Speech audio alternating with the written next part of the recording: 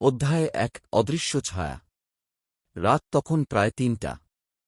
ছোট্ট গ্রামের শেষ প্রান্তে পুরনো একটি পরিত্যক্ত বাড়ি, যেটা সবাই নিশীথ মঞ্জিল নামে চিনত। কেউ সেখানে যেত না, কারণ প্রচলিত বিশ্বাস ছিল রাতের আঁধারে ওই বাড়িতে অদ্ভুত কান্নার শব্দ শোনা যায়। কেউ কেউ বলত ছায়ার মতো কিছু একটা জানালার সামনে এসে দাঁড়ায়, আবার মুহূর্তেই মিলিয়ে যায়।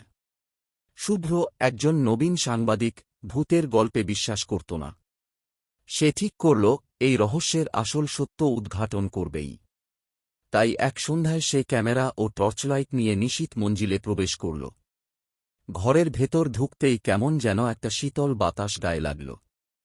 চারপাশে ধুলো আর জাল মাকসার আস্তরণ।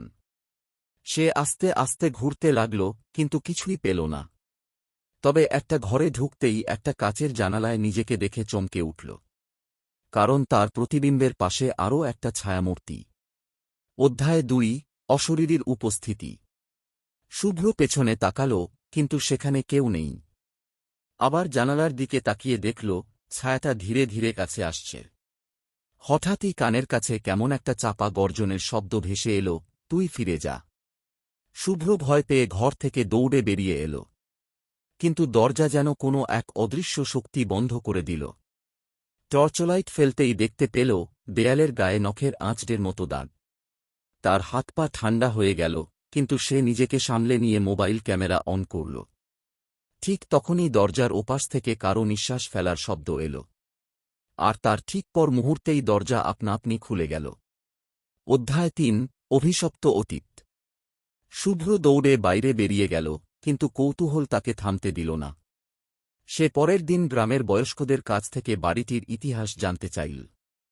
বৃদ্ধ রমেশ কাকা ধীরে ধীরে বলতে শুরু করলেন, অনেক বছর আগে এই বাড়ির মালিক ছিল রাজীব সেন, একজন জমিদার। তিনি খুব নিষ্ঠুর ছিলেন, গ্রামের অনেক মানুষকে অত্যাচার করতেন। একদিন এক দরিদ্র ব্রাহ্মণের স্ত্রী তার কাছে করুণার জন্য এসেছিল, কিন্তু রাজীব সেন তাকে লজ্জায় ফেলে বাড়ি থেকে বের করে দেন। অপমান সইতে না পেরে সেই নারী বাড়ির সামনেই আত্মহত্যা করেন। মৃত্যুর আগে তিনি অভিশাপ দিয়ে যান, এই বাড়ির কেউ শান্তি পাবে না, রাতের আঁধারে এখানে আর কেউ নিরাপদ থাকবে না। শুভ্র বুঝতে পারল সেই নারী আত্মার প্রতিশোধের আগুন আজও নিভে যায়নি। কিন্তু তার কৌতূহল মেটেনি। সে ঠিক করল রাতের আঁধারে আবার সেই বাড়িতে যাবে। অধ্যায় ৪ শেষ রাতের বিভীষিকা। রাত ১২টা। শুভ্র আবার নিশীথ মঞ্জিলে প্রবেশ করল। এবার ক্যামেরা রেকর্ডিং অন করেই সে ভিতরে ঢুকল। প্রথমে সবকিছু স্বাভাবিক লাগছিল, কিন্তু ধীরে ধীরে বাতাস ভারী হয়ে উঠল।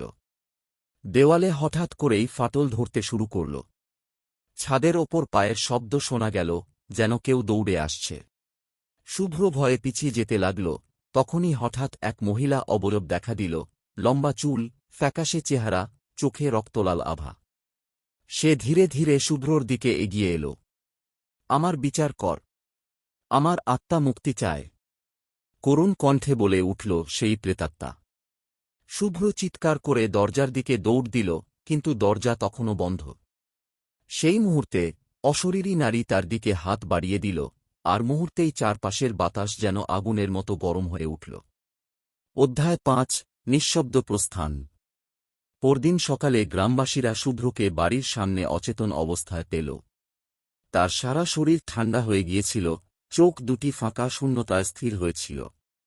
কেউ জানে না ঠিক কি ঘটেছিল সেই রাতে।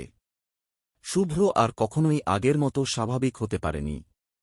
সে শুধু একটাই কথা বলত, ও এখনো ওখানে আছে।